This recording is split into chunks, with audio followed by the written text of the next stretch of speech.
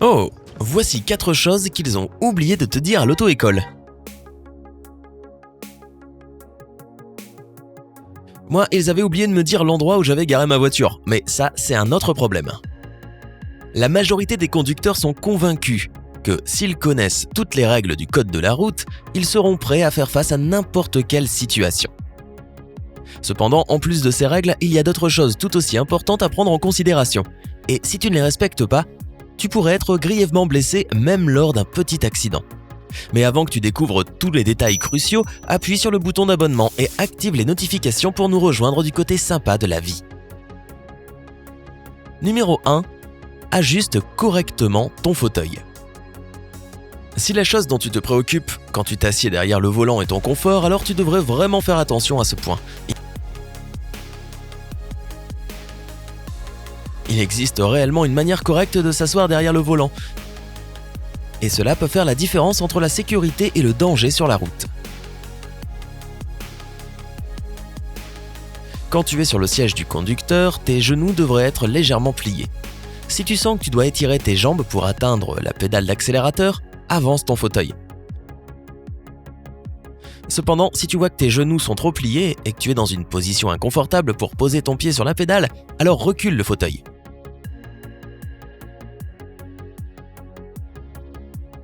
Il devrait y avoir un espace large d'environ 2 doigts entre le fauteuil et le derrière de tes genoux. De plus, quand tes jambes sont dans la position correcte lorsque tu conduis, tu éviteras d'avoir des douleurs dans les genoux. Ton fauteuil devrait être positionné de manière à ce que tes hanches soient à la même hauteur que tes genoux. Si tu ne peux pas clairement voir à travers toutes les fenêtres ou le pare-brise, relève ton fauteuil. Si ta voiture ne te permet pas de changer la hauteur de ton fauteuil, alors assieds-toi sur un coussin. Cela aidera à niveler tes hanches avec tes genoux.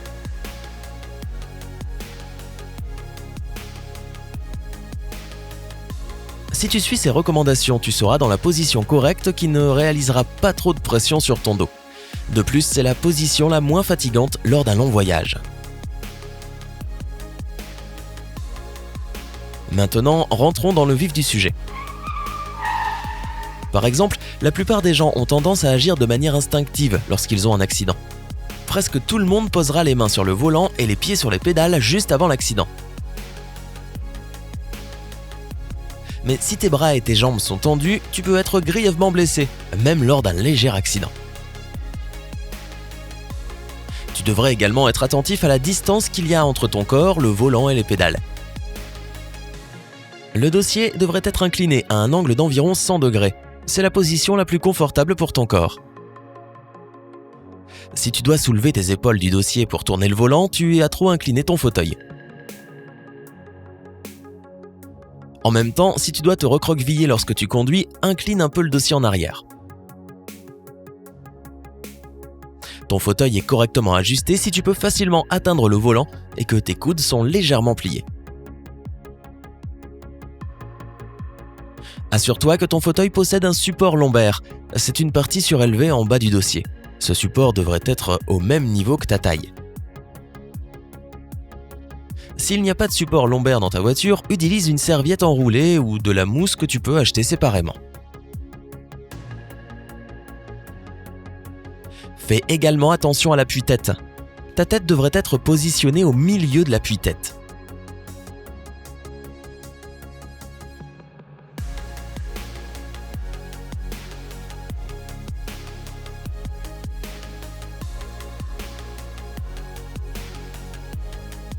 Si le milieu est plus bas ou plus haut que ta tête, alors baisse-le ou remonte-le autant que nécessaire. Idéalement, le haut de l'appui-tête devrait être aligné avec le haut de ta tête. Et enfin, assure-toi que ton volant soit dans la bonne position. Le bas du volant devrait être à une distance d'environ une pomme du haut de ta jambe. De plus, essaie d'étirer ton bras devant toi.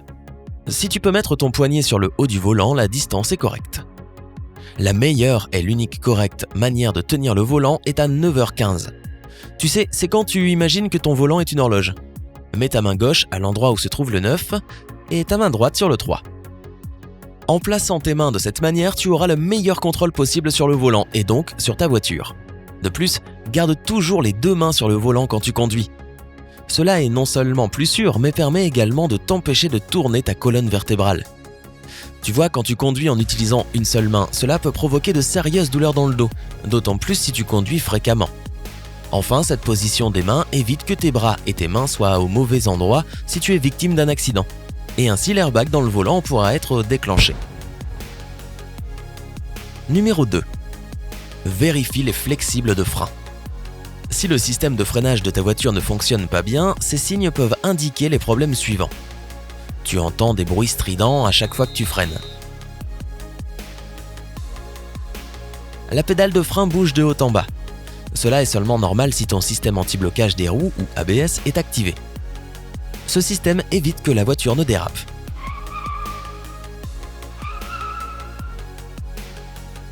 Ta voiture part sur le côté quand tu appuies sur la pédale de frein.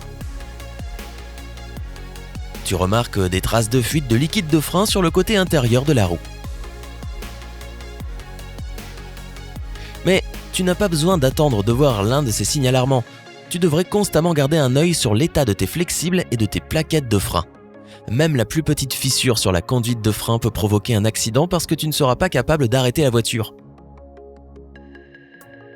Pour découvrir si les flexibles de frein de ta voiture sont en bon état, touche-les. S'ils sont durs et qu'ils craquent quand tu essaies de les plier, ils ont besoin d'être remplacés. Les conduites de frein doivent être sèches, plutôt souples et sans aucune trace ou marque.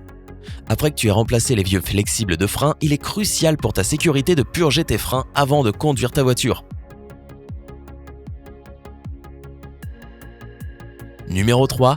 Ne soulève pas complètement ton pied du sol quand tu changes d'une pédale à une autre.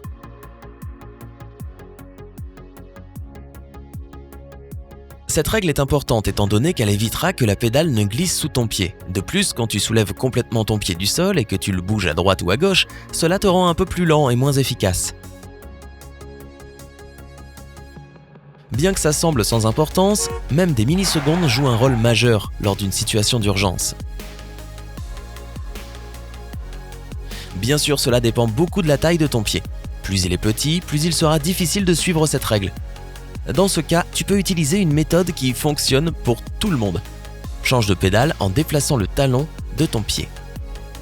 Tu devrais également te rappeler que ton pied reste généralement sur le talon quand tu le positionnes sur l'accélérateur. Mais quand tu le bouges sur la pédale de frein, ton talon pourrait ne pas toucher le sol. Encore une fois, tout dépend de la taille de ton pied et de la distance entre les pédales dans ta voiture. Quant à ton pied gauche, ne l'éloigne pas du repose-pied. Quand il reste à cet endroit, cela aide à soutenir ton bassin et ton dos durant le voyage.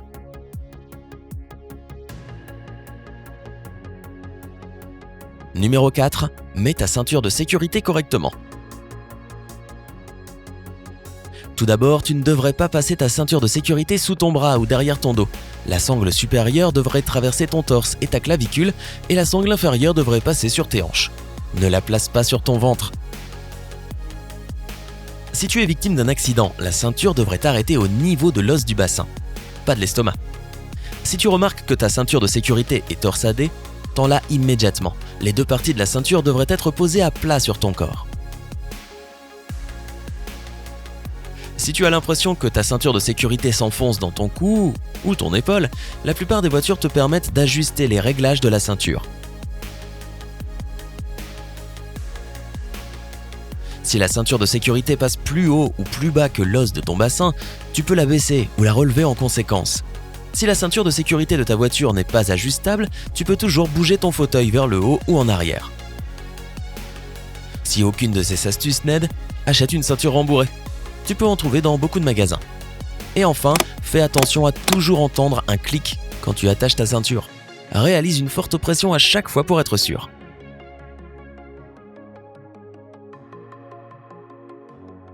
Si tu as d'autres recommandations extrêmement importantes pour les conducteurs, partage-les dans les commentaires ci-dessous. N'oublie pas d'appuyer sur j'aime, de partager cette vidéo avec tes amis et de t'abonner pour rester du côté sympa de la vie.